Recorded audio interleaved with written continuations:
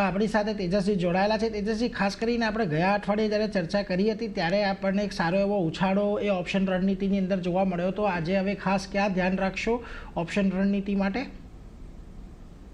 તો જેમ કે મેં ઓપનિંગ રિમાર્કમાં કીધું હતું કે માર્કેટ બાય ઓન ડિપ્સ છે, નિફ્ટીનું બ્રેકઆઉટ ઓલરેડી આવી ગયું છે લાસ્ટ વીકમાં, અને ઉપરમાં આપણને લાગે છે કે 25,800 થી 26,000 સુધીના લેવલ નિફ્ટીમાં આવી શકે છે આવનારા અઠવાડિયા 10 દિવસના ટાઈમ હોરાઇઝનથી. તો વીકલી એક્સપાયરીનો જે કોલ છે 25,700નો, જે કરીબન 95-97ની આજુબાજુ ચાલે છે, તો એક ડિપમાં ખરીદારી કરો, 80 અને 90ની વચ્ચે અક્યુમ્યુલેટ કરો.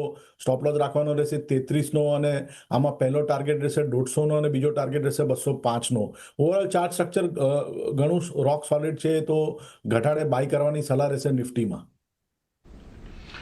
ઘટાડે બાય કરવાની સલાહ છે. ખાસ કરીને નિફ્ટીનો 25,700નો કોલ અહીંયાથી ખરીદો. અત્યારે 97ની આજુબાજુ ચાલે છે.